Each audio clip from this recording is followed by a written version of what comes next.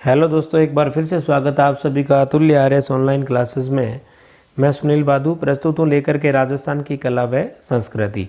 और राजस्थान की कला व संस्कृति के दौरान हम दोस्तों राजस्थान में जो आपका सिलेबस है उसके अंतर्गत हम राजस्थान के त्योहारों को पढ़ चुके हैं। और राजस्थान के जो प्रमुख मेले हैं जो कि आपकी प्रतियोगी परीक्षा के लिए अति महत्वपूर्ण है उसकी दृष्टि से, वो हम 2 प्रकरण पढ़ चुके हैं। राजस्थान के प्रमुख त्यौहार और मेलों के संदर्भ में हम अच्छे से पढ़ चुके हैं। आज जो हमारा प्रकरण या बिंदु रहेगा वो रहेगा दोस्तों राजस्थान की हस्तशिल्प कला या लोक कलाएँ। समझ में एक ही बात है दोस्तों। अब तो हेडिंग डालिएगा कि राजस्थान की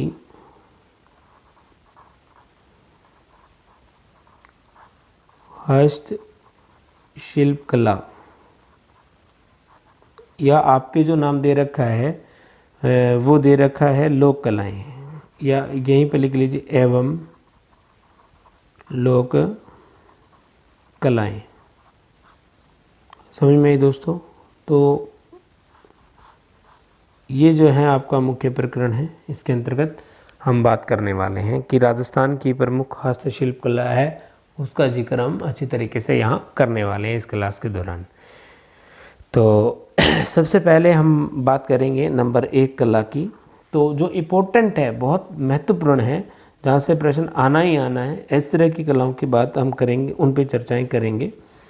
तो देखिएगा दोस्तों, एक तो आपने नाम सुना होगा पड़ का। पड़ या जिसे हम कह देते हैं फड़, ये जो आपकी कला है इसकी बात करेंगे। तो एक्चुअल में जो है फड़ होती क्या है, तो इस तरह का एक वस्त्र का टुकड़ा लिया जाता है, यानी या आप कह सकते हैं रेजी का, जिसे कपड़ा कहते हैं अपन, रेजी का कपड़ा लिया जाता है। और ये जो रेजी का कपड़ा है इसके बीच में कुछ चित्र बना दिए जाते हैं और इन चित्रों को ही हम फड़ के नाम से जानते हैं। अब जो ये चित्र होते हैं ये इस फड़ में किस तरह बनेंगे, जैसे यहाँ से कोई चित्र बना, फिर यहाँ कोई चित्र बना, फिर यहाँ, इस तरह से ये लाइन में बने हुए चित्र होते हैं। इस तरह से यूँ आगे के आगे चित्र बनते जाते हैं और एक दूसरा जो चित्र होता है वो एक दूसरे से रिलेटेड होता है, यानी किसी कहानी को दर्शाता है। मान लीजिए कि हम रामदेव जी की फड़ की बात कर रहे हैं, यानी लोक देवता है हमारे रामदेव जी। तो रामदेव जी की फड़ की जब हम बात करते हैं तो यहाँ जो चित्र होंगे रामदेव जी के बचपन से संबंधित होंगे, फिर उनकी जो बाल्यावस्था के हैं वो चित्र होंगे, फिर उनकी किशोरावस्था के चित्र होंगे, वैवाहिक चित्र होंगे, फिर उन्होंने जो चमत्कारिक कार्य किए हैं अपने जीवन में, जो सामाजिक कार्य किए हैं, उनके चित्र लाइन में बने होते हैं। तो इन चित्रों के माध्यम से भोपा जो है इस फड़ को वाचता है, इसका वाचन करता है और इस मोटी रेजी के कपड़ा जो होता है आपका, इस पर चित्र बना दिए जाते हैं जिसे हम फड़ के नाम से जानते हैं या इसे हम पड़ कह देते हैं दोस्तों।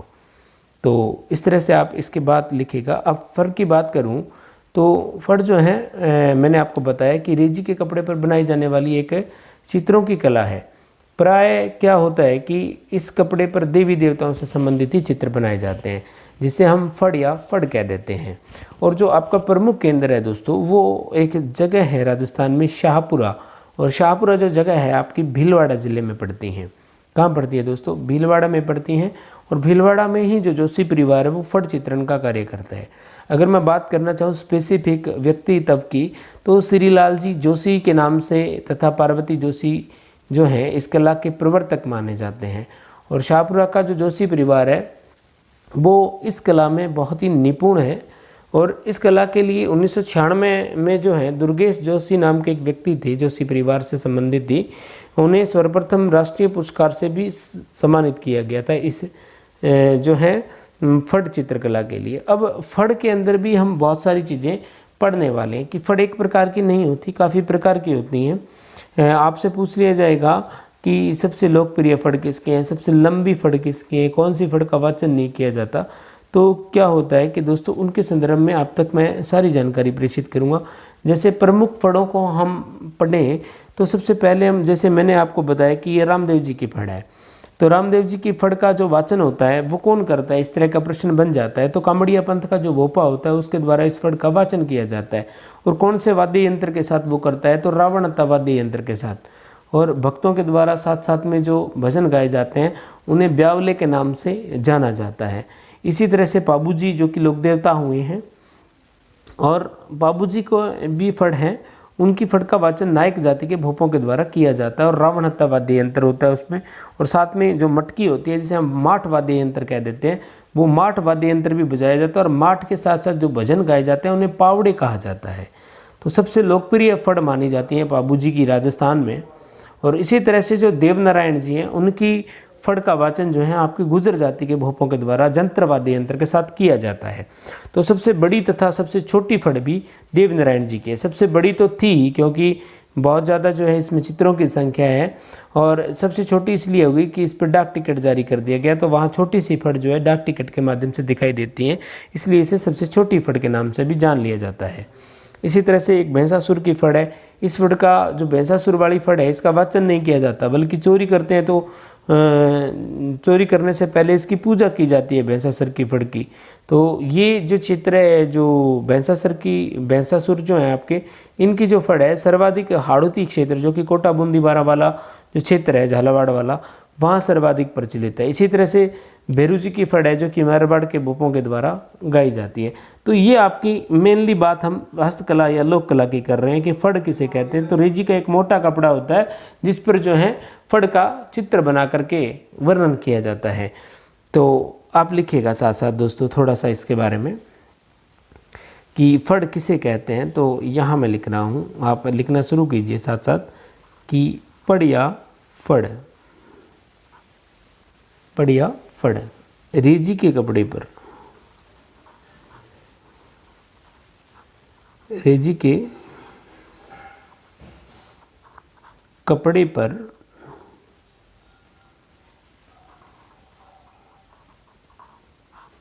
बनाई जाने वाली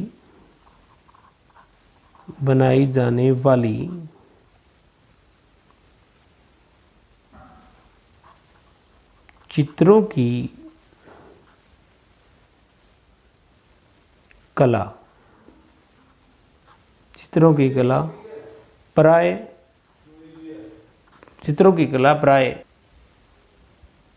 की कला, प्राय इस कपड़े पर देवी देवताओं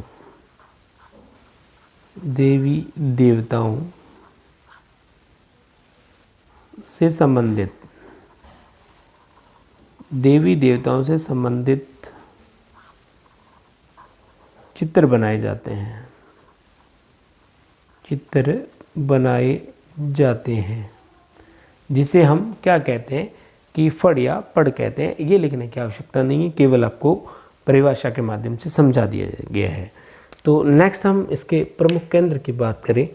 फड़ का जो आपका प्रमुख केंद्र है वो मैंने आपको बताया कि शाहपुरा भीलवाड़ा है।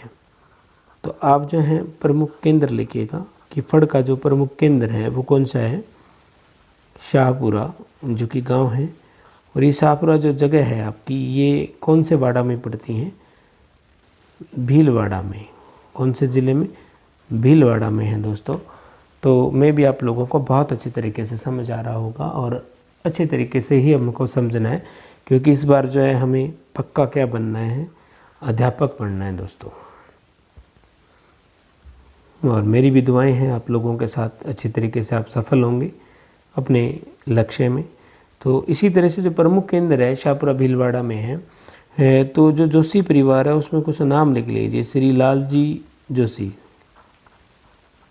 जी जोशी तथा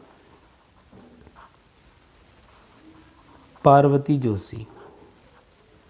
कौन सी जोशी, पार्वती जोशी इस कला के प्रवर्तक हैं, इस कला के प्रवर्तक हैं दोस्तों। समझ में आई? तो इस कला के ये प्रवर्तक माने जाते हैं। अब शाहपुरा का जोशी परिवार जो है वो इस कला में मैंने आपको बताया कि निपुण है, और 1996 में इनके ही परिवार से संबंधित एक व्यक्तित्व दुर्गेश जोशी, कौन से जोशी? दुर्गेश जी जोशी। ये दुर्गेश जी जो जोशी हैं, इन्हें राष्ट्रपति के द्वारा जो है सबसे पहले पुरस्कार दिया गया था। यानी दुर्गेश जोशी को सर्वप्रथम राष्ट्रपति लिखिएगा,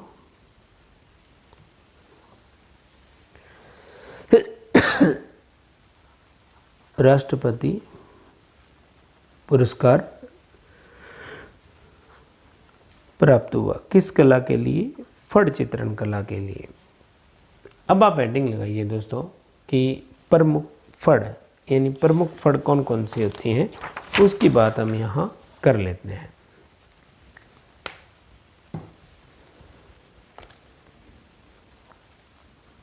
तो हेडिंग डालिए प्रमुख फड़।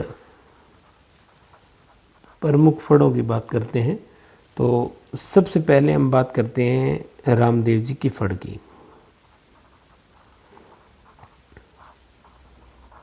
रामदेव जी की फड़, और जो रामदेव जी की आपकी फड़ है, ये फड़ जो है कामड़िया जाति के भोपे के द्वारा गाई जाती हैं, या इसका वाचन किसके द्वारा किया जाता है? कामड़िया जो भोपा होता है कामड़िया जाति का, वो इसका क्या करता है? वाचन करता है।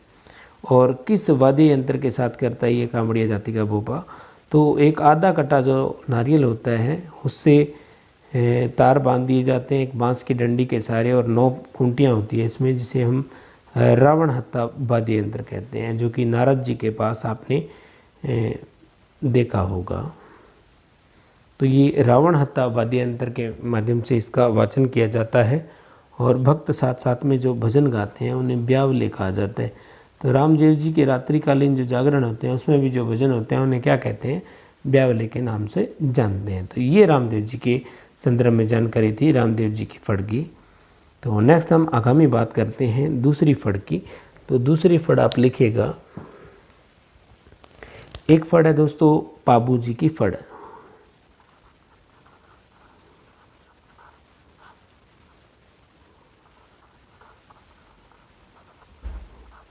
पाबू जी की फड़। तो पाबू जी की जो फड़ है इसका वाचन नायक जाति का जो भोपा होता है उसके द्वारा किया जाता है। और नायक जाति का भोपा भी कौन से जो है वाद्य यंत्र से करेगा? रावण हत्था वाद्य यंत्र से। तो ये वाद्य यंत्र है रावण हत्था, समझ में आई दोस्तों। और जो एक और वाद्य यंत्र होता है इसके साथ, उसे हम कह देते हैं माठ वाद्य यंत्र। माठ वाद्य यंत्र, माठ मटकी को बोलते हैं, लेकिन स्पेसिफिक फड़ में तो रावण हत्था ही काम आता है। साथ साथ ये माठ वाद्य यंत्र बजाया जाता है। और माठ जो वाद्य यंत्र है इसके साथ साथ पावड़े गाए जाते हैं। क्या गाए जाते हैं? पावड़े गाए जाते हैं। पावड़े भजनों को ही कहा जाता है, समझ में ही दोस्तों। फिर जो है हम आगामी बात करते हैं, जो कि प्रश्न इस फड़ से पूछा गया है सर्वाधिक बार, तो वो कौन सा है? तो उसके संदर्भ में लिखेगा कि सबसे लोकप्रिय व सबसे प्राचीन फड़ मानी जाती हैं। तो आप सीधा एक ही प्रश्न यहाँ पे लिखेंगे नेक्स्ट ऑब्जेक्टिव के रूप में कि सबसे लोकप्रिय फड़, लोकप्रिय फड़ कौन सी है? पाबू जी की मानी जाती है। समझ में आ गई दोस्तों। इसी तरह से एक फड़ और है जिसकी हम बात यहाँ पे कर लेते हैं। तो आप हेडिंग डालिएगा देव नारायण जी की फड़। देव नारायण जी की फड़। देव नारायण जी की फड़ की बात करते हैं दोस्तों। देव नारायण जी की जो फड़ है गुर्जर जाति के भोपे के द्वारा बांधी जाती है। गुर्जर भोपा जो है इसका वाचन करता है, लेकिन जो वाद्य यंत्र है वो जंतर बजाया जाता है। कौन सा? जंतर वाद्य यंत्र के साथ इसका वाचन किया जाता है, समझ में। और इसकी जो प्रमुख विशेषता है जो कि एग्ज़ाम में पूछ रखा है प्रश्न, तो वो नेक्स्ट ऑब्जेक्टिव के रूप में आप लिखेंगे कि सबसे बड़ी तथा सबसे छोटी फड़ इन्हीं की हैं। सबसे बड़ी फड़ भी किसकी? देव नारायण जी की। तथा छोटी फड़ किसकी हैं? देवनारायण जी के हैं प्रिय विद्यार्थियों। तो यहाँ किसी प्रकार की कोई दिक्कत आप लोगों को नहीं होगी, इत्मीनान से आप लोगों को बहुत अच्छे तरीके से मैं भी समझ आ रहा होगा। नेक्स्ट हम आगामी बात करते हैं एक और फड़ की। एक फड़ आती है दोस्तों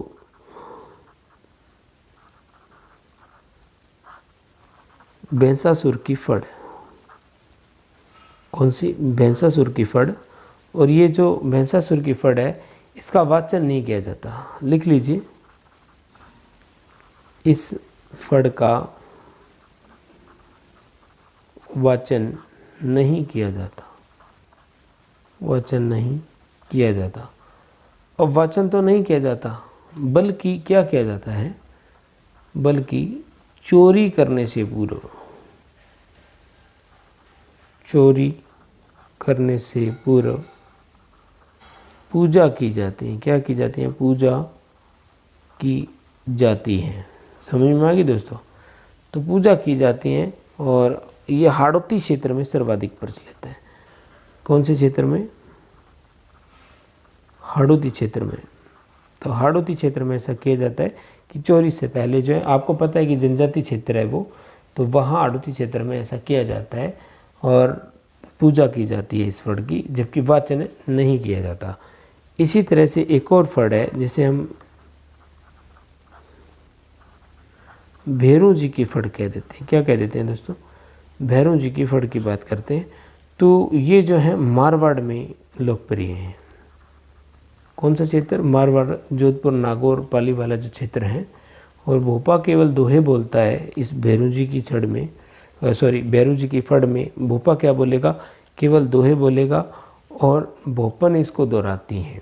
समझ में? भोपन के हाथ में लालटेन लेके, इस तरह से आपको बता दूं फड़ का थोड़ा सा स्ट्रक्चर। इस तरह से मान लीजिए कोई फड़ है, तो इस तरह से यूँ चित्र हैं, किसी का मान लीजिए यूँ चित्र बना रखा है, ये चित्र है। और इसके बाद ये चित्र है लड़ते हुए चित्र, तलवार मान लीजिए उनके हाथ में ही है। चित्रकार में अच्छा नहीं हूँ, फिर भी प्रयास कर रहा हूँ समझाने का। इस तरह से यूँ अगला चित्र है कोई, फिर यूँ अगला कोई चित्र आया, फिर यूँ कोई चित्र आ गया मान लीजिए। इन चित्रों को क्या है कि इधर मान लीजिए कोई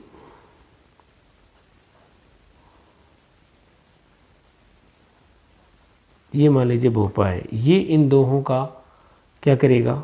वाचन करेगा, अनुवाद। फिर जो है इधर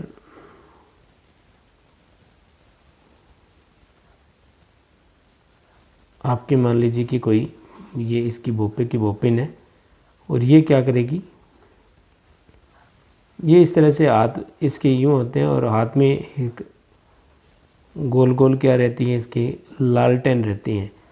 और इस लालटेन में क्या जलती रहती है? इस तरह से लाइट जलती रहती हैं और इस पर जो है रोशनी पड़ती रहती है और ये पीछे पीछे दोहों का दोहरान करती हैं। तो ये भैरू जी की फड़ है जो कि मारवाड़ क्षेत्र में प्रचलित है। तो यहाँ तक में भी आप लोगों को बहुत अच्छी तरीके से समझ आ रहा होगा।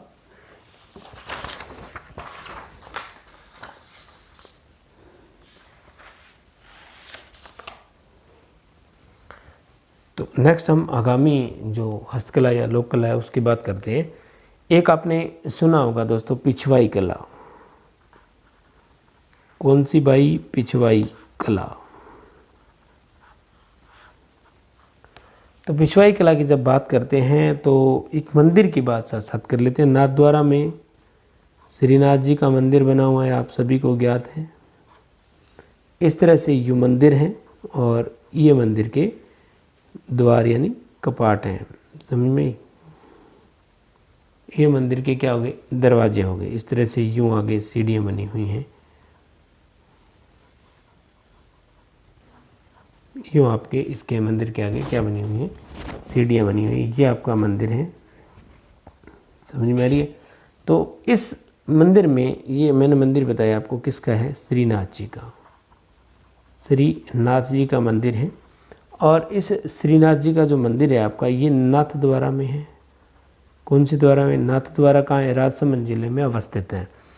तो नाथद्वारा में स्थित है जो कि श्रीनाथ जी का मंदिर है। इस कला का जो पिछवाई कला है इसका प्रमुख केंद्र माना जाता है इस मंदिर को, क्योंकि पिछवाई कला इसको कहते हैं कि श्रीनाथ जी की जो मूर्ति है उसके पीछे के जो पर्दे होते हैं उन पे भगवान कृष्ण के जीवन से संबंधित विभिन्न प्रकार के चित्र होते हैं, जिसे हम पिछवाई के नाम से जानते हैं। कहीं कृष्ण जी का अकेला चित्र होगा, कहीं यशोदा माता का होगा, कहीं उनके साथ राधा का होगा। इस तरह से यूँ ये पीछे पर्दे लगे हुए हैं और इन पे चित्रकारी कर दी जाती है यूँ। तो ये जो है आपकी क्या कहलाती हैं, पिछवाई कला कहलाती हैं, पिछवाई कला। तो इसके संदर्भ में आप दोस्तों लिख लीजिएगा 2-4 बातें जो कि मैं आपको नोट डाउन करवा देता हूँ। एक बात तो सबसे इम्पोर्टेंट लिखिए जो कि सीधा प्रश्न आ जाता है कि प्रसिद्ध कहाँ की है, तो आप लिखिए नाथद्वारा के कोष्ठक में लिख लीजिएगा राजसमंद। आपको पता ही है कि औरंगजेब के टाइम में जो मूर्तियाँ तोड़ी जा रही थी तो गोसाई जी महाराज और दामोदर जी तिलकाय जो व्यक्ति थे वो पहले आमेर लेकर आए थे इस मूर्ति को श्रीनाथ जी की, और आमेर वालों ने फिर मना किया था और फिर इधर राज सिंह ने इन्हें पनाह दी थी। तब जो है नाथद्वारा में उन्होंने अंदर ही रह करके काफ़ी समय लंबे टाइम तक पूजन की थी, पूजा वगैरह की थी और संगीत किया था, जिसे हम हवेली संगीत कहते हैं। हवेली संगीत की उत्पत्ति भी यहीं से मानी जाती है। तो ये नाथद्वारा राजसमंद में है, नाथद्वारा राजसमंद स्थित श्रीनाथ जी मंदिर, नाथद्वारा स्थित श्रीनाथ जी मंदिर इस कला का प्रमुख केंद्र है, इस कला का प्रमुख केंद्र है। तो ये बात इसके साथ साथ लिख लीजिए कि इस कला का क्या है, ये प्रमुख केंद्र है दोस्तों। तो नेक्स्ट हम इसी के संदर्भ में बात करते हैं कि भगवान, या यूँ लिख लीजिए कि इस मंदिर में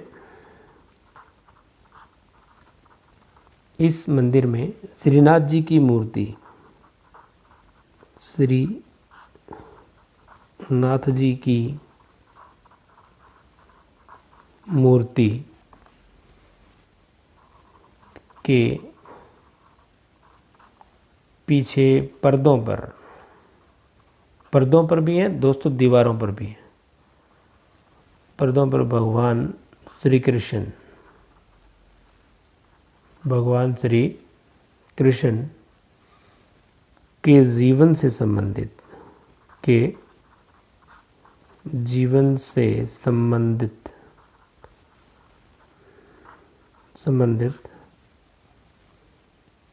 विभिन्न प्रकार के चित्र हैं, विभिन्न प्रकार के चित्र हैं जिसे पिछवाई कला कहते हैं।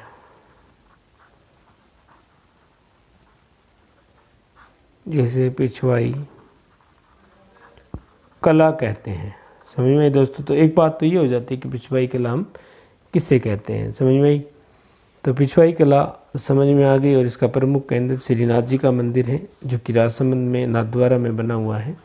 तो यहाँ तक में भी आप लोगों को किसी प्रकार की कोई दिक्कत नहीं हुई होगी। तो आगामी हम हस्तकला की बात करते हैं दोस्तों। नेक्स्ट देखिएगा,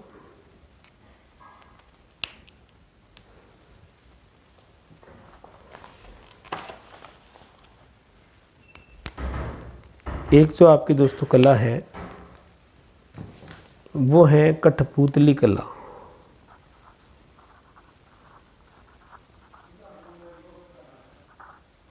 कठपुतली कला की बात करते हैं।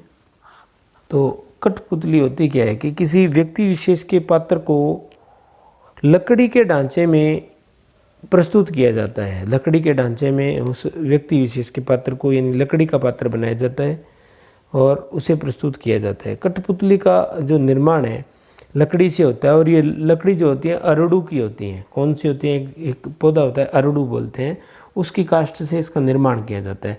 और इस कला के जो मुख्य पात्र होते हैं जो कि दोनों हाथों में क्या रखते हैं, डोरे रखते हैं, और उन जो कठपुतलियाँ होती हैं लकड़ी की बनी हुई, काष्ठ की, अरड़ू की, उनको हाथों को हिलाते रहते हैं और प्रमुख भूमिका निभाते हैं। उन्हें मुख्य पात्र कहते हैं। उस मुख्य पात्र को इस नृत्य, इस कठपुतली कला में जो है उसे सूत्रधार कहा जाता है। समझ में आई दोस्तों, क्या कहा जाता है? सूत्रधार कहा जाता है। तो नेक्स्ट इसे में लिख लीजिए। और कठपुतली के प्रमुख केंद्र की बात करूं तो उदयपुर है, चित्तौड़गढ़ है, जयपुर है, ये प्रमुख केंद्र माने जाते हैं। वैसे ज़्यादातर जो है उदयपुर ही इसको जो है ऑथेंटिक उत्तर है कि कठपुतली कला का प्रमुख केंद्र तो उदयपुर है। उदयपुर ऑप्शन में नहीं हो तो आप चित्तौड़ पे जाएंगे, चित्तौड़गढ़ भी आपके ऑप्शन में नहीं है तो आप जयपुर इसका उत्तर कर सकते हैं। क्योंकि आपको पता ही है कि देवीलाल सांबर ने 1952 में लोक कला मंडल उदयपुर की स्थापना की थी और उदयपुर वाला जो लोक कला मंडल है उसके द्वारा इस कला को संरक्षण दिया गया है। तो कुछ बातें इस कठपुतली कला के संदर्भ में लिख लीजिएगा। इस तरह से मैं आपको बता ही देता हूँ दोस्तों कि इस तरह से कठपुतलियाँ होती हैं।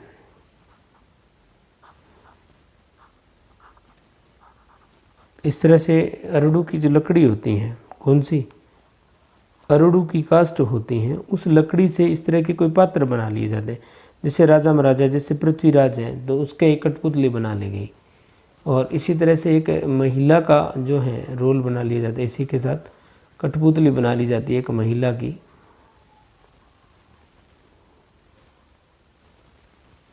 यूँ इस तरह से ये महिला हो गई। तो इनके क्या है कि इस तरह से यूँ डोर बांध देते हैं, यूँ डोर बंधी होती है और ऊपर एक व्यक्ति होता है, इससे आगे नेपथ्य होता है या नेपथ्य पर्दे को बोलते हैं। तो पर्दा आगे लगा होता है और ऊपर जो व्यक्ति बैठा बैठा अपने हाथों से इन डोरों को हिलाता है। और ये कठपुतलियाँ बहुत ही सुंदर अंदाज में जो हैं उछलती कूदती नज़र आती है मंच के ऊपर।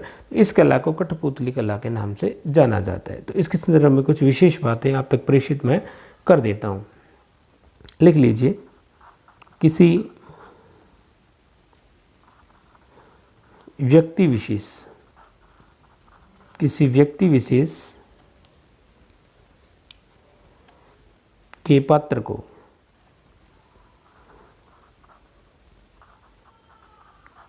पात्र को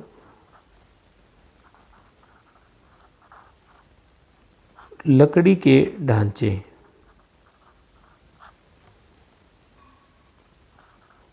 के रूप में लिख सकते हो, रूप में प्रस्तुत करना क्या कहलाता है? कठपुतली कला कहलाता है। और फिर लिख लीजिए आप नेक्स्ट आगामी बात इसी के संदर्भ में कि यहाँ पे लिख रहा हूँ दोस्तों, जगह के अभाव की वजह से तो आप यहाँ पे जो है आगे नोट डाउन कर लीजिएगा अपनी कॉपी में कि कठपुतली का निर्माण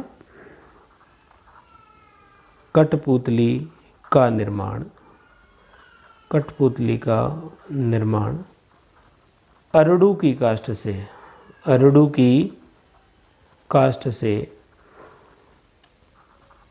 किया जाता है। किसी किया जाता है? अरडू की कास्ट से इसका निर्माण किया जाता है। लकड़ी होती है और इस कला में जो डोरों को हिलाता है, यानी आप इस तरह से लिख लीजिए कि इस कला के मुख्य पात्र को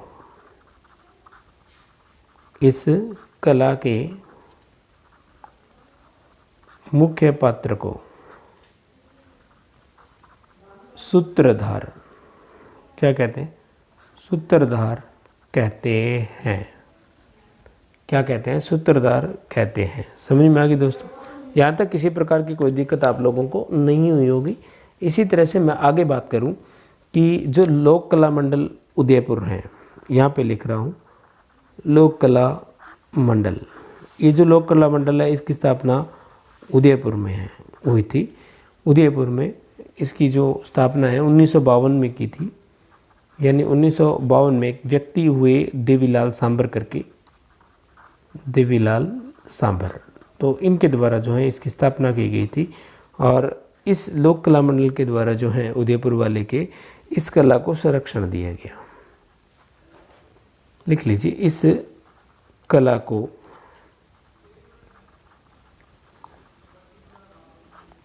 संरक्षण दिया गया। समझ में आई दोस्तों? अब जो है कठपुतली के प्रमुख केंद्र आप लिखिएगा। इसके यूं मैं यहाँ लिख रहा हूँ दोस्तों, प्रमुख केंद्र। तो प्रमुख केंद्र आप अपनी कॉपी में नोट डाउन कर लीजिए। सबसे पहले तो आपको उत्तर पूछा जाए तो उदयपुर के बाद जो दूसरा स्थान है कठपुतली से संबंधित चित्तौड़गढ़। फिर जो तीसरा स्थान है वो आप लिखिएगा जयपुर। समझ में आई? तो 3 जो स्थान हैं जो कि इसके प्रमुख केंद्र माने जाते हैं, कौन सी कला के? कठपुतली कला के केंद्र माने जाते हैं। तो हम आज दोस्तों हम पढ़ रहे थे कौन सा कि राजस्थान की शिल्प कलाओं की बात या हस्तकलाओं की बात हमने की। शिल्प कलाओं में सबसे पहले मैंने राजस्थान की हस्तकला शिल्प कला में मैंने फड़ के बारे में आपको बताया, और फड़ किन किन लोक देवताओं की फेमस है उसकी बात हमने यहाँ की थी कि प्रमुख फड़ कौन कौन सी होती है। पाबू जी की है, देवनारायण जी की फड़ है, भैंसासुर की फड़ है, भैरव जी की फड़ है। तो ये प्रमुख फड़ें मानी जाती हैं राजस्थान में। और बाद में हमने जो बात की वो आप तक प्रेषित कर दी गई है कि पिछवाई कला की हमने बात की थी। तो पिछवाई कला कहाँ की प्रसिद्ध है? नाथद्वारा राजसमंद के श्रीनाथ जी मंदिर में, यानी मंदिर के पीछे की जो दीवार भित्ति होती है या पर्दा जो होता है उस पर भगवान श्री कृष्ण के जन्म से लेकर के युवावस्था, प्रौढ़ावस्था या वृद्धावस्था तक के चित्र उसमें बनाए जाते हैं। तो उनको हम पिछवाई कला के नाम से जानते हैं। इसी तरह से हमने कठपुतली की बात की जो कि अरड़ू की लकड़ी से निर्मित होती हैं, और किसी पात्र को लकड़ी के ढांचे के रूप में प्रस्तुत करना ही क्या कहलाता है? कठपुतली कला कहलाता है। मैं भी आप लोगों को बहुत अच्छे तरीके से समझ आ रहा है, और मेरी पूरी कोशिश रहती है कि आपके दिमाग पर चित्र उकेर दिए जाएं। पढ़ाना एक अलग बात होती है, समझाना और पढ़ाना साथ साथ याद करवाना ये अलग चीज़ होती है। तो मैं भी आप लोगों को साथ साथ याद हो रहा है। थोड़ी सी कलाओं की बात हम अगली क्लास में और करेंगे दोस्तों। फिर जो है आपका ये जो प्रकरण है वो संपूर्ण मानता हूँ मैं मेरी तरफ से, क्योंकि जो आपकी मुख्य जो कलाएं हैं आज तक महत्वपूर्ण प्रतियोगी परीक्षाओं में जिन्हें पूछा गया है वो सारी आप तक प्रेषित कर दी जाएंगी, क्योंकि हमें जो है लिमिटेड तरीके से पॉइंट टू पॉइंट ये सिलेबस संपूर्ण करना है। तो आपको जो है बहुत अच्छा लगा होगा, यही उम्मीद मैं आपसे करता हूँ। आप कमेंट के माध्यम से मुझे ज़रूर बताइएगा। इसी के साथ मैं सुनील भादु आप लोगों से इजाज़त चाहूँगा। तब तक के लिए जय हिंद, जय भारत।